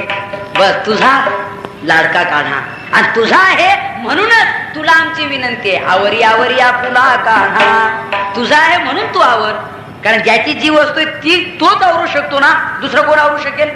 थकविल्या बुच्या सुना रोज येतो आमुच्या घराशी, धमकावी तो लेकी सुनाशी. कोठे लोणी सांगा म्हासी, न सांगता वासरे सोडी विदिसी. ठकविल्या आमुच्या सुना आवरी आवरी आपुला कान्हा कान्हा, ठकविल्या आमुच्या सुना. यशोदे तुझा आहे म्हणून तुला आवर असं म्हणते मी, सांभाळ तुझा तुझा. तसं देवा ही माया तुझी आहे मग तू सांभाळ. जरा तुम्हाला अगोदर व्यवहार सांगतो हा, ऐका मात्र, मग सिद्धांत कळेल आपल्याला. वारकरी बुवा रस्त्याने निघाले आणि एका बंगल्यातून एक कुत्रा आला तिकडून धाव. त्याने असं धोतर पकडलं आणि गुडघ्यावरती पाय ठेवले वारकरी बुवांच्या. वारकरी बुवाने ठरवलं की आता देवाचं नाव घेणे. यद्गतवान व्रतम तिथं धाम परमम अशा अवस्था जाणवू लागली. याच्या हातून आता आपण शकणं शक्य नाही, पण तेवढ्याच अवसरामध्ये दोन माणसं जाताना दिसले. जरा थोडा धीर आला. हो पांथस्थांनो, माझी एक विनंती आहे, मला या कुत्र्यापासून वाचवा हो, सोडवा हो. तुम्हाला माझी विनंती आहे. अशी करुणा भेटल्यानंतर ते दयाळू अंतकरणाचे होतेच. त्यांना दया पण आली की कुत्र्यापासून यांना वाचवावं, पण तितके ते धूर्तही होते की यांचा कुत्र्यापासून नंबर काढून घेणे म्हणजे आपलं रिझर्वेशन करून ठेवणे. हे कुत्रा आपल्याला फाडल्याशिवाय राहत नाही. सांगितलं वारकरी बाब, कुत्र्यापासून तुम्हाला वाचवण्यात आम्ही असमर्थ आहोत, परंतु एक युक्ती सांगू शकतो की हा कुत्रा ज्याचा आहे तोच फक्त आवरू शकतो, दुसरा कोणी आवरू शकत नाही. फक्त त्या मालकाची तुम्ही करुणा भाका की तो त्याचा कुत्रा तो आवरून घेईल. म्हणजे कुठं आहे मालक? आपल्या समोरच्या बंगल्यात आहे, त्यांचं नाव पांडुरंग पाटील आहे, त्यांना तुम्ही सांगा तुमचा कुत्रा आवरून घ्या. मग यांनी जोरात हाक मारली, पांडुरंग पाटील, हो पांडुरंग पाटील, अहो तुमचा कुत्रा आवरा, हो सांभाळा हो. घरातून बाहेर जेवता जेवताच तो घरमालक आला. पाहतो तर निरापराधी असणाऱ्या, देवतुल्य असणाऱ्या वारकऱ्यांना, संतांना माझ्या कुत्र्याने पीडा केली, त्रास दिला. त्यांनी तिथूनच काय मोत्या मोत्या येऊ येऊ म्हटलं की मोत्याने मालकाचा आवाज आला ना, फिरलो कुत्र मागे फिरल्यानंतर दारात येऊन आपलं मालकाच्या पायावर घालीन लोटांगण मंदिन चरण अशी आपली तापडी केली त्या कुत्र्याने आपली. अक्कल नाही तुला, कोणाला काय करावं काय बसलं ते आपलं. वारकरी बुवा आले. वारकरी बुवा तोंडाने म्हणू लागले, बरवे झाले आजीवरी, नाही पडलो मृत्यूचे आहारी, वाचोनी आलो येथवरी, उरले ते हारी तुम्हा समर्पण, दिला या काळे अवकाश, नाही पावलो आयुष्यानाश. बरं झालं काळाने अवसर दिला, बरं झालं देवा मी संपलो असतो रे, माझ्याकडून भक्ती नसती झाली, वारी मध्येच संपली होती, पण पादो पवित्र यदि तीर्थयात्रा, माझ्याकडून ही वारी व्हायची होती. बरं झालं आता उरलेलं आयुष्य तुझ्या शेवेत बस. वारकरी बुवा म्हणाले. तेव्हा देवालाही दया, त्या घरमालकालाही दया आली. घरमालकाने विचार केला आपल्या कुत्र्याकडून चूक झालेली आहे. गेले सामोरा, वारकरी बुवा आमच्याकडे या, स्नान करा, जेवण करा आणि मग पंढरपूरला जा. ते म्हणजे भाऊ तुझं जेवण स्नान दक्षिणा सगळं मिळालं मला, फक्त कुत्र्याला जरा धर मला जाईपर्यंत. काय नको तुझं जेवण नको, काय नको. अहो असं नका करू, असं नका करू, त्याला काय कळतंय का? अहो चला चला चला, आता मी म्हणतोय चला. नाही बाबा ते दारात पडले आडवं ते असं आपण नाही, मी म्हणतोय त्याला हात धरला मध्ये ओढलं, पण घाबरत घाबरत जे काम केलं की नेमकंच चुकतं माणसं. नवीन आलेल्या सुनबाईचं पान तू भीत पाणी देते, नेमकं सगळ्याच्या मध्ये येऊन तांब्या साठका पडतो. सगळे तिच्याकडे अक्कल नाही त्याला, अवकार आहे धमकार वगैरे असा प्रकार जवळजवळ घडतोच. तसं हे घाबरत घाबरत गेलं, नेमकं शेपटीवर पाय, नेमकाच पाय शेपटीवर कुत्र्याने. आता मात्र हे चावणार आपल्याला, फाडणार. तर कुत्र्याने काय वर सुद्धा पाहिलं नाही, कुक केलं खालीच गेलं. आणि मग वारकरी बुवाने विचारलं घरमालकाला, अपराध नसताना मग अशी मला मारण्याच्या बेतात असलेलं आता शेपटीवर पाय देण्या इतका अपराध घडला तरी काही सुद्धा केलं नाही का हो? म्हणले आमचं कुत्र तितकं शहाणं आहे. म्हणले कसं काय? त्याने विचार केला हे आपसात दोघं जर खांद्यावर हात टाकतात, आपण कशाला वाव वाव करायचं. विठ्ठल विठ्ठल विठ्ठल.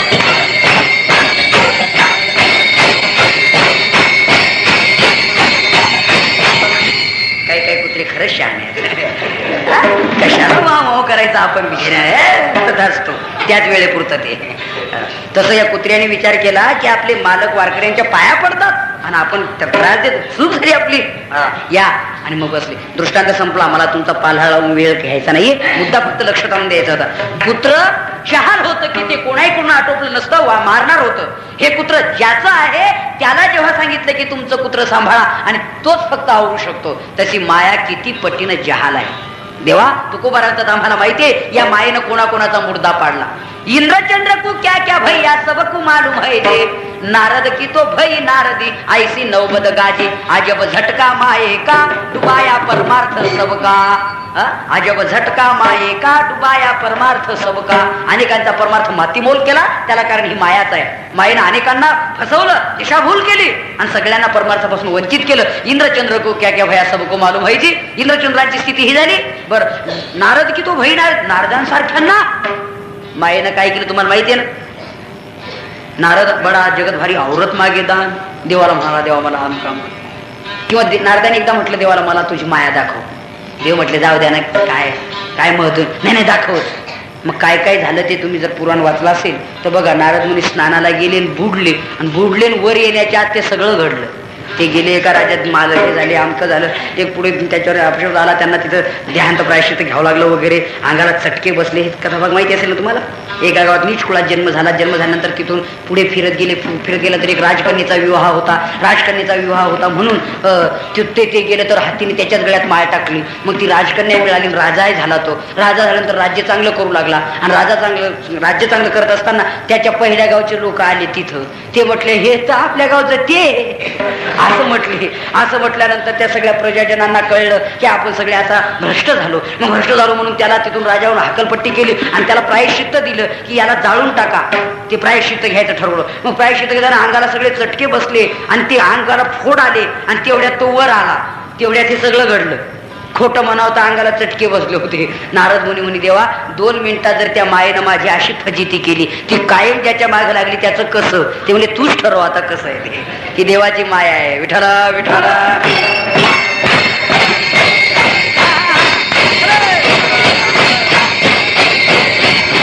सारांश कळला. आणि म्हणून संत म्हणतात इंद्रचंद्र को क्या क्या भैया सब को मालूम है जी, नारद की तो भई नारद. विषय मगरी सांडिले सगळून या, काय काय झालं कोणाचं वगैरे तिथं त्याचं वर्णन केले त्या माया नदीमध्ये. मग आतापर्यंत कोणी तरले नाही. चालता वाट पुढे भय वाटते तिथे, बहुत जन गेली नाही आले मागते, न देखे काय झाले कान तरी ऐकते. अशी स्थिती आम्हाला माहितीये. या मायेत काय काय कोण कोण गेलं ते. मग कोणीच ही माया आटपू शकत नाही. फक्त ही कोण आटपेल? देवा तूच. आणि तूच तरी का? ही तुझीच आहे म्हणून तूच आटपू शकतो. म्हणून सांभाळी आपुली ही माया. पण संत म्हणतात तुझी, पण देव म्हणतो का ही माझी आहे. यासाठी प्रमाण सांगतो. भजन करा विठ्ठला विठ्ठला. एखाद्या माणसावर तुम्ही सहज चूक लोटली, तूच पाणी सांडलं, पण त्याने म्हणावं ना हा मी सांडलं. तो तर बावळट झाले का तुम्ही? मी सांडू पाणी म्हणजे आलात की नाही तो प्रश्न. एखाद्या मोठ्या माणसाला तुम्ही बळत म्हणून आले हे माझे मामा लागतात, पण त्याने म्हणावं ना हे भाचा लागतो म्हणून. तो नाही तुमचा माझा काय संबंध म्हणजे झाली का भानगडी. अशा गोष्टी घडतात. तसं तुम्ही संतजन म्हणतात देवा तुझी माया, पण देव कबूल करतायत का माझी माया. तर देवाचीच प्रमाण सांगतो. आता नीट आहे का. भगवंतानी 7व्या अध्यायात कबूल केले. दैवी हेषा गुणमयी मम माया दुरत्यया. मम माया या पदाचा अर्थ असा आहे, मम म्हणजे माझी माया. मम माया दुरत्यया आणि मम माया गुणमयी. म्हणजे माझी माया गुणमयी आहे आणि माझी माया दुस्तर आहे. म्हणजे कळण्याच्या दृष्टीनं गुणमयी आहे आणि करण्याच्या दृष्टीनं दुस्तर आहे. अशा दोन्ही दृष्टीनं. पण मम माया म्हणण्याचा अर्थ माझी माया. आता ज्ञानोबाराय म्हणतात का तसं? हो, ज्ञानोबाराय देखील भगवंताच्याच पदाचा आणि अनुवाद करतायत. येथ एकतिलीला तरले. बर हे तरले, पण ती माया कोणाची तरले तर भगवान स्वतः सांगतायत. तैसी ही माझी बिंबली त्रिगुणात्मक सावली परी मज चाड ओढवली जवळी कदैशी. तिचे दृष्टांत सांगितले. डोळ्यापासून पडदा तयार होतो जसा, आकाशात ढग तयार होतात जसे, मग आपल्यापासूनच झोपेत स्वप्न तयार होतं जसं. बर अजून महाराज म्हणतायत हे जशी उदाहरण आहेत ना, हे असं डोळ्याचे बर किंवा उदगी झाली बाबाची उदगाची साकुळी, तसं तैशी माझी बिंबलीन त्रिगुणात्मक सावली. त्याप्रमाणे माझीच माया माझ्यापासूनच निर्माण झाली आणि माझी ताड आली. म्हणजे देव म्हणतोय ना, भगवान म्हणतायत नाही माझी माया आहे, देवाने कबूल केलेलं आहे. आता पुन्हा गीतेतला श्लोक सांगतो मी तुम्हाला. मया ध्यक्षण प्रकृती सुयेते सचराचरम. मया ध्यक्षण याचा पदच्छेद करा. मया अध्यक्षेण म्हणजे माझ्या अध्यक्षेण ही प्रकृती या सुयेते सचराचरम. चरा अचरम सुयेते म्हणजे चर आचर प्रकृतीला वा जगताला सुयेते नाम जन्म देते. विठ्ठला विठ्ठला. भगवान गीतेतून सांगतायत मया अध्यक्षण प्रकृती ही. काही ठिकाणी माझ्या अध्यक्षण ही माझी माया, माझ्यापासून निर्माण झालेली माया वगैरे. किंवा जरा अजून एक अभंग सांगतो मी तुम्हाला, ही माया माझ्यापासून कशी तयार झाली. विठ्ठल विठ्ठल विठ्ठल.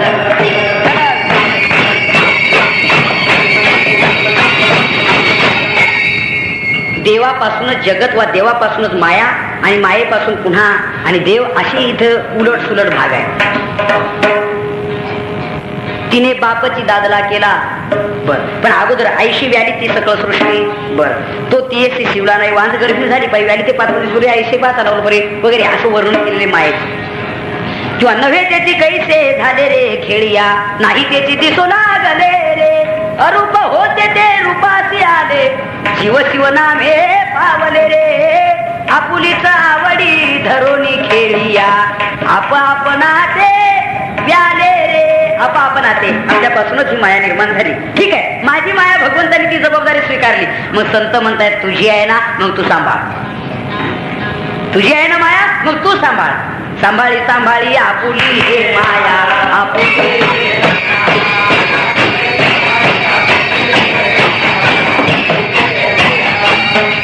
ज्याने बाण सोडला वा ज्याने शस्त्र सोडलं त्याचं शस्त्र त्याला पुन्हा माघार घेण्याचं सामर्थ्य असतं. असे अनेक पुराणामधली उदाहरणं आपल्याला माहिती आहे. हे तुमचं शस्त्र मागे घ्या त्याप्रमाणे तसं देवा ही तुझी शक्ती आहे, तुझं सामर्थ्य आहे, तुझी तू माया आहे, तुझी तू सांभाळ. सांभाळी सांभाळी आपुली हे माया. आता आम्ही का विनंती करतोय तुला तर आम्हा शिका भयभीत केली. तुम्हाला मायेमध्ये जे काही प्रकार आहेत थोडेसा भागेल. घटोत्कचाची माया तर माहिती होती तुम्हाला, माहिती आहे ना. घटोत्कचाची ही सामान्य माया, परमात्मा माया भगवान म्हणतात ती माया यापेक्षा वेगळी आहे. घटोत्कचाची माया जेव्हा त्यांनी दाखवली थोडक्यात वेळात,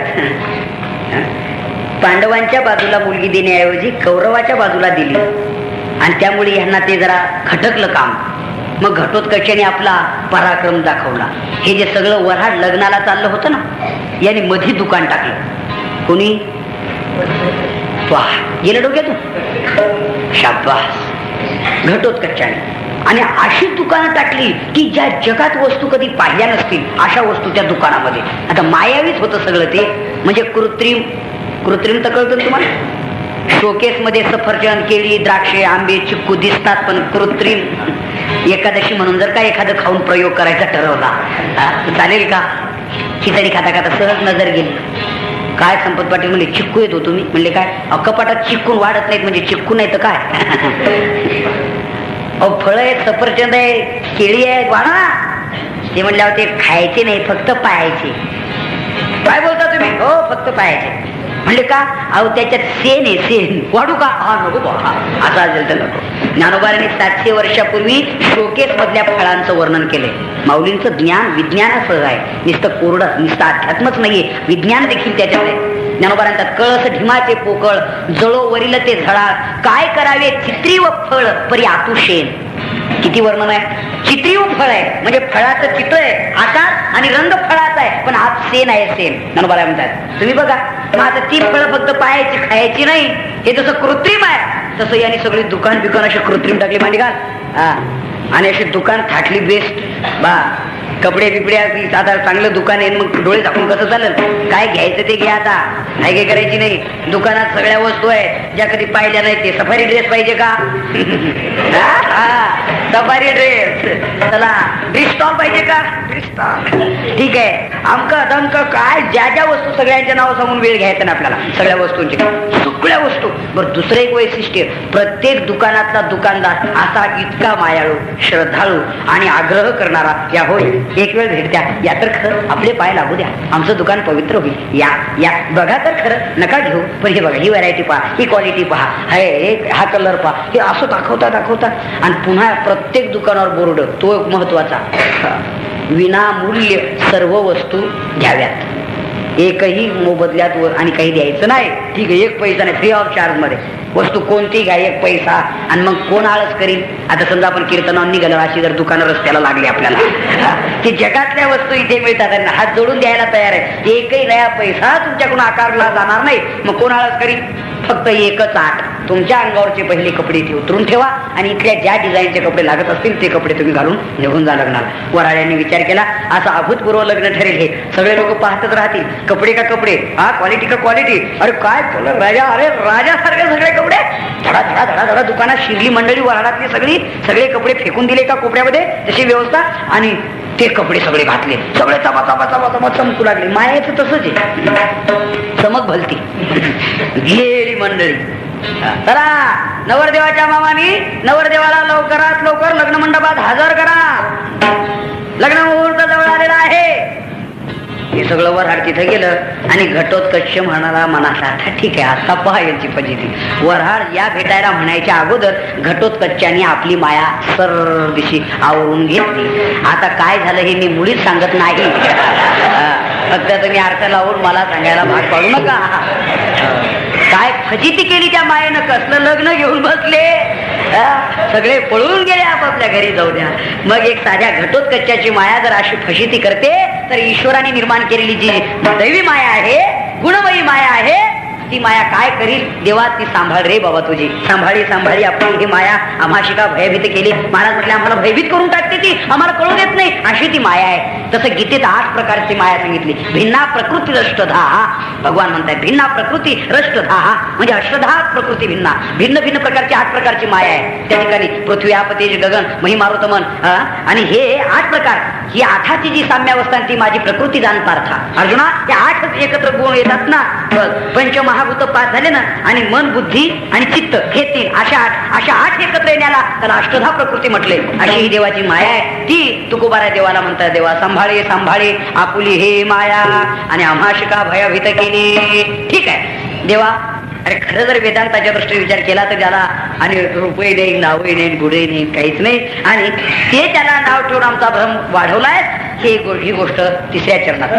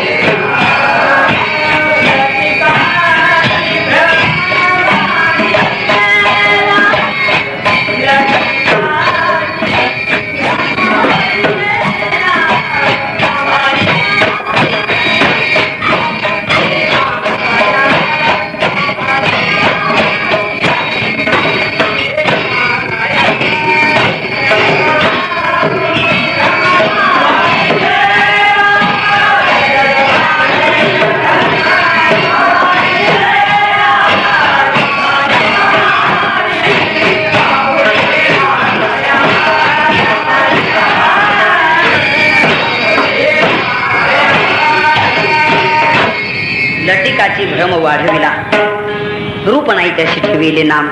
ज्याला कोणत्या प्रकारचं रूप नाही त्याला हे नाम रूप असं जगत दिलेलं आहे, त्याला नाव ठेवलेलं आहे, हे जगत आहे म्हणून. आणि खोटाच भ्रम आमच्या ठिकाणी वाढवलेला आहे. तेव्हा हे तुझ्या मायेचंच कार्य आहे. ज्ञानोबाराने लटका भ्रम याबद्दल काही उदाहरण दिली ज्ञानेश्वरीमध्ये. ज्ञानोबारात किरडू तरी कापडाचे परी लहरी येतात ती साचे. किरडू म्हणता का काय तुमच्याला, म्हणता का किरडू? म्हणजे छोटस सापाचं पिल्लू घ्या. किरडू म्हणजे सापाचं पिल्लू छोटस. एखाद्याने कपड्याचा असा छोटासा साप केला आणि एखाद्याच्या अंथरुणात टाकला, एकदम असं घाबरत जागो होतं ते, आणि लगेच असं असं आता मला शक्य नाही, जगणं शक्य नाही. का? अंथरुणात रात्रभर साप होता, तो काय चावल्याशिवाय राहिलाय का? आणि तो जर चावलाय तर आता मी जगणं शक्य आहे का? ज्ञानोबा म्हणतात बघा, किरडू कापडाचं आणि खरोखर लहरी यायला सुरुवात झाली. अज्ञान, याला भ्रम म्हणतात. भ्रम, भ्रमाबद्दल की भ्रम कसा लटिकाची भ्रम वाढविला याबद्दल एकनाथ महाराजांची ओवी सांगतो. भागवतातले भजन करा. विठाला विठाला. भ्रम काय करतो, जगताचा कसा भ्रम आहे, नाही तेच कसं दिसून माणूस कसा घाबरतो याबद्दल. पतीच्या शयेवर शयन केलेली पत्नी, नीट आहे का, पतीच्या शयेवर शयन केलेली पत्नी पण असं स्वप्न पाहते की माझे पती वाघाची शिकार करायला गेले आणि नेम चुकला आणि वाघाची शिकार बनले, असं स्वप्न पडलं.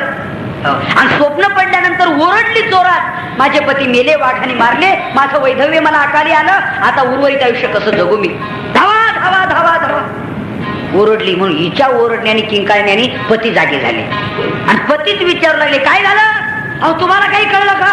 पती मेले. पतीलाच सांगते आता, तुम्हाला काही कळलं का? माझे मालक वाघाने मारले, का माझ्यावर असा आघात कोसळला, काय पाप केलं होतं मी? असं रडू लागली जोर जोर. आणि पती म्हणतो, अगं मीच आहे ना, मग तुम्हाला सांगते ना मेले. काय मेले काय घेते, भ्रम काय करतो. आता ओवी सांगतो बरं मी, ही दंतकथा नाही ऐकवली तुम्हाला. एकनाथ महाराज म्हणतायत, भ्रतारशे जे निजोनी नारी स्वप्नी वैधव्य शंख करे, पण भ्रतार कुशे तिसी जरी तर सांगे ते तरी मी रांडेले. भ्रतारच तिला विचारतोय, भ्रतारला ती सांगते की मी विधवा झाले. विठाला विठाला विठाला विठाला. एवढाचा भ्रम जर असं करतो तर हा किती मोठा लटिकाची भ्रम वाढविला.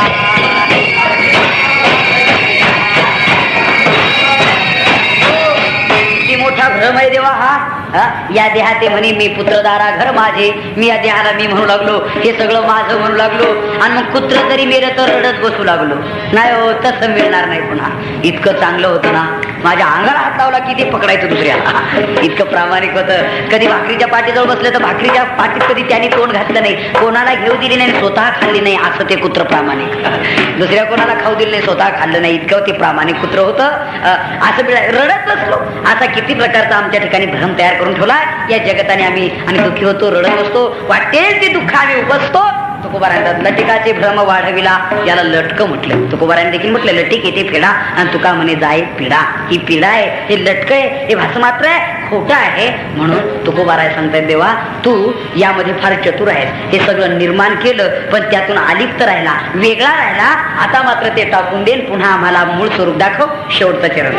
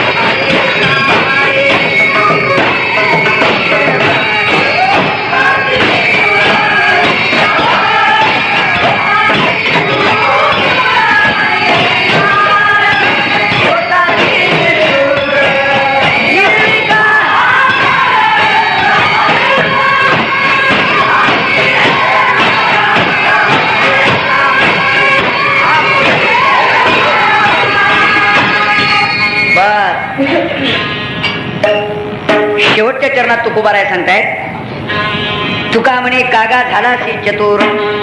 देवा किती चतुर आहेस तू, कितीतरी प्रमाण आहे. देव चतुर किंवा चतुरा तो शिरोमणी या चरणाचा आपण 2 मिनिटात नंतर विचार करूया. तत्पूर्वी एकदा सरळ वर हात करा बरं. करा सरळ वर हात. शाबास. आणि तोंडाने विठोवर म्हणे पुरुषाने सरळ वर हात करा. हे पुरुष असतील तेवढ्यानेच सरळ वर हात करा. केले. अच्छा बाजू टाळ्या. विठोबार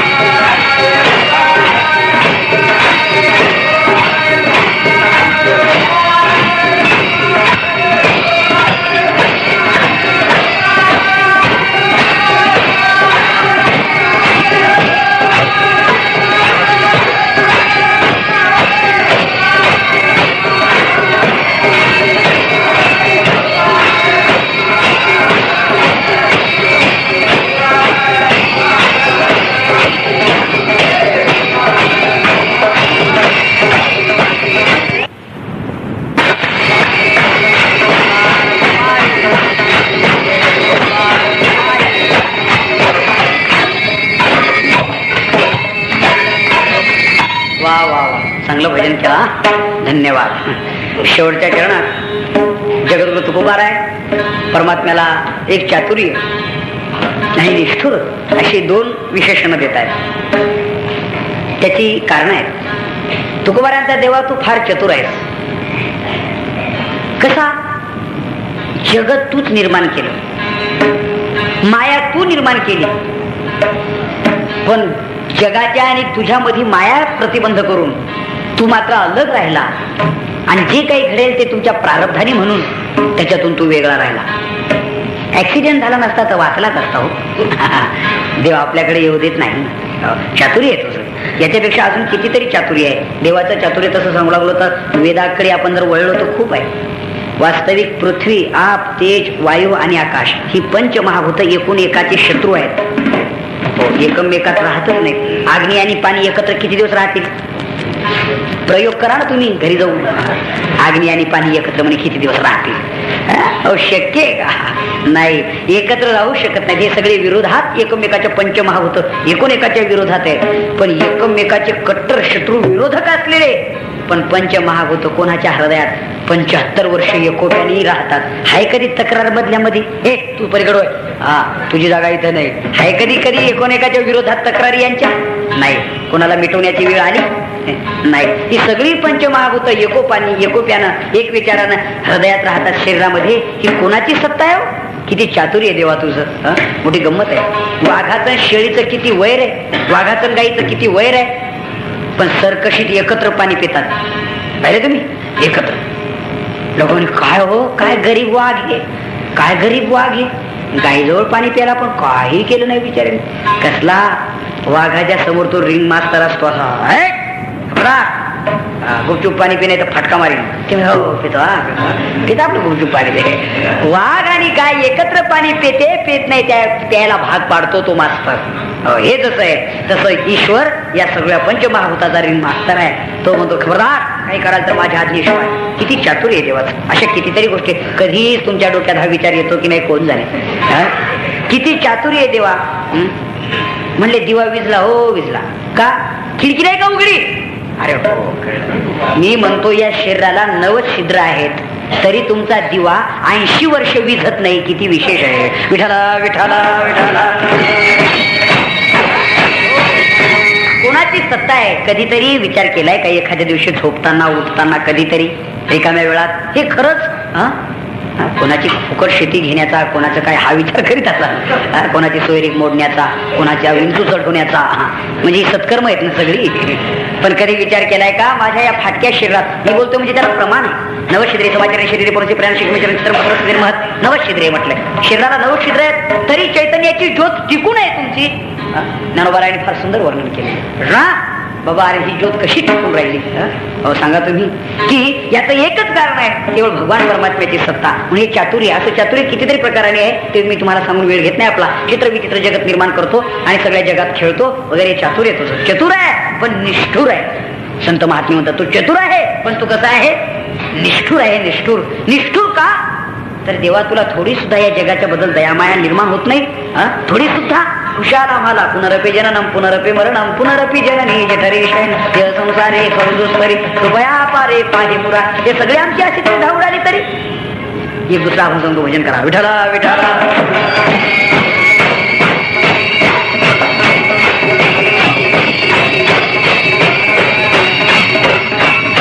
निष्ठुरतेच्या बाबतीत संतांना देवाने विचारलं तुमच्याकडे एखादं उदाहरण आहे का? असं संत म्हटले एकच काय, बरीच आहेत, पण आता वेळ नाही, एकच सांगतो. कर्ण भिडता समरांगणी, कर्ण भिडता समरांगणी, बाणी त्या प्रिय नारणी, बाणी त्या प्रिय नारणी. हे मागसी पाडोली, मागसी पाडोली,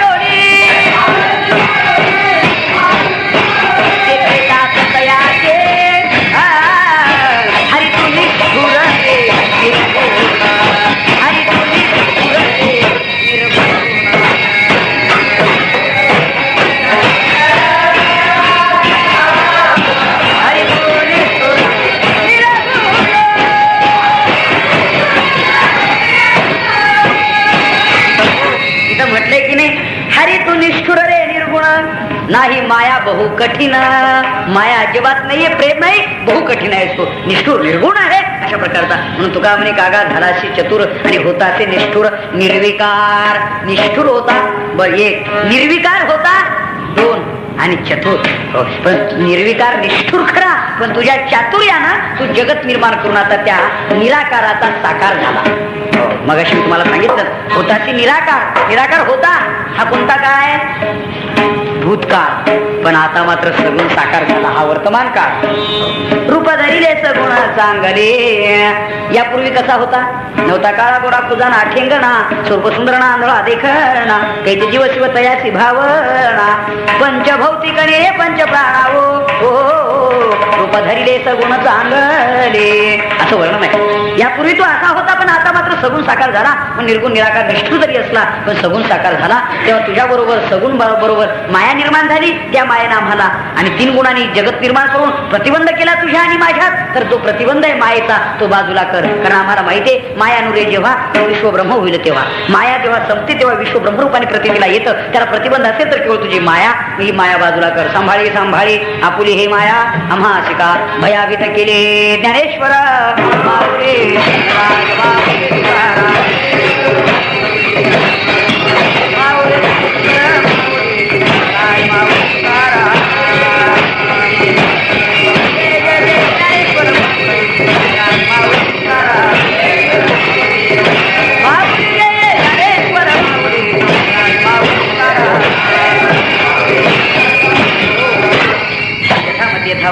अभंगाचा विचार सांगितला.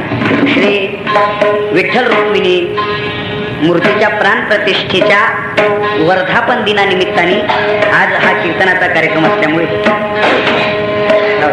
देवा संबंधानेच देवाचा थोडासा विचार व्हावा अशा उद्देशाने हा अभंग मी निवडला की सत्य तो सत्य तो विठ्ठला आणि कागा हा दाविला जगदाकार. या अभंगावरती आपण थोडीशी सेवा करू शकलो. तुम्ही बहुसंख्येनं जमून शांत चित्ताने श्रवण केलं. आनंदाची गोष्ट आहे. आपण रात्रंदिवस देवाची सेवा करीतच देवाला सतत विनंती करावी की ज्या मायेनं आम्ही मोहून गेलो, आम्ही भुललोय, आम्ही चुकलोय, वाट चुकून आम्ही कुठेतरी चाललोय, तर तूच तुझ्या सामर्थ्याने आम्हाला सरळ वाट दावी करी धरून या. करी धरून या वाट दावी म्हणजे हाताला धर आणि आम्हाला वाटेला लाव. किंवा महाराज म्हणतायत धरून या बाही आणि भवहा तारी दातारा. हे दातारा बाही धरून या भवतारी म्हणजे हाताला धर आणि संसारातून तारून आम्हाला पलीकडे ने अशी विनंती देवालाच आपण करावी. एकदा देवाने आपली विनंती मान्य केली की आपलं काम झालं. मग आपल्याला काय करण्याची गरज नाही. आणि त्याच्या व्यतिरिक्त तुम्ही जर तुम्हाला हा मला माहिती आहे उपाय काय करावा तर ते तुमचे जो उपाय तो होय आपा. जे उपाय कराल ते अपाय होतील. आणि जितके तुम्ही वर येण्याचा प्रयत्न कराल तितके तुम्ही या मायेत गुंडाळून जाल. आपलं तुमच्या आमच्या मायेच्या बाबतीत अशी स्थिती झालेली आहे. सुटण्याचा काही करी तो उपाय जरी त्याने सुटण्याचा काही उपाय केला पण देखील तो उपाय गोवी येईल. ते पाय त्यात पुन्हा अटकले जातात. अशी ही माया आहे. म्हणून देवाला सतत विनंती करावी. नाही तर मग भक्ती करणार नाही परमार्थ नाही काहीच नाही. देवा तुझी माया सांभाळ देव मी रिकाम आहे असा त्याचा अर्थ नाही. अगोदर शुद्ध परमार्थ करावा, भक्ती करावी. देव आपलं ऐकेल इतका आपण विश्वास पात्र व्हावं आणि मग देवाला विनंती करावी परिप्रश्नेनं. मग देवाला विनंती करावी प्रश्न रूपाने. देवा ही माया तुझी सांभाळ. आम्हाला दुसरं काही मागायचं नाही. मागणं आम्हाला मान्य नाही. आम्हाला एकच माया बाजूला करून शुद्ध चैतन्यात आम्हाला विलीन करून घे. पुन्हा जन्ममरणाचे दुःख आणि हे दुसरे दुःख कोणते उसायचं काम पडू देऊ नको ही विनंती ईश्वराला करावी. आणि त्यासाठी आज आपल्या या कीर्तनात थोडासा आपण विचार करण्याचा प्रयत्न केला. तेव्हा भगवान परमात्मा सगुण साकार आहे. त्याच्या सत्ता मात्रेने सगळं जगत आहे. तेव्हा ईश्वराचं चिंतन आपण करीत जाता जाता एकच गोष्ट सांगतो तेवढी लक्षात ठेवा. मी प्रत्येक कीर्तनात सांगतो ह्यांनी की रात्री झोपताना आपण प्रत्येकाने देवाचं नाव घेऊन झोपा आणि सकाळी उठल्यावर पहिलं देवाचं नाव घ्या. मग जे बोलायचं असेल ते बोला. मला माहिती कीर्तनात गाडीभर वेदांत सांगितलं त्यातला चिमूटभर लक्षात राहत नाही. पण किमान एवढं तरी लक्षात ठेवा की रात्री झोपताना प्रतिज्ञा करा आपण आजपासून की रात्री झोपताना मी देवाचं नाव घेतल्याशिवाय झोपणार नाही. बरं त्याला डिपॉझिट भरायचं काम नाही. आहे काही नाही म्हटले तेवढा पैसा असतात आम्ही नाही त्याला पैसा नाही. बरं असं आहे का म्हणजे रामकृष्ण हरी म्हटल्यामुळं असं तोंड कडू पडलं ना असं आहे का कधी देवाचं नाव घेतल्यामुळं बेकार तोंड झालं हो सगळं असं आहे का काही. म्हणून गोड सर्व भावे अमृतापेक्षा गोड आहे. सोपं आहे. त्याला काही सायाच नाहीत. त्याला पैसा लागत नाही. रात्री झोपताना देवाचं नाव घेत जावं. कृष्णाय वासुदेवाय हरे परमात्मने असं म्हणून झोपावं. सकाळी उठलं का पहिलं देवाचं नाव घ्यावं आणि मग जे बोलायचं असेल ते बोलावं. आले की असे बाजूबाजूने जाळ करून शेकत बसतात, बिड्या तिथे सुटतात बस ग्रुप ग्रुपनी, आणि ते राहतात आणि उठतात आणि जातात म्हणतात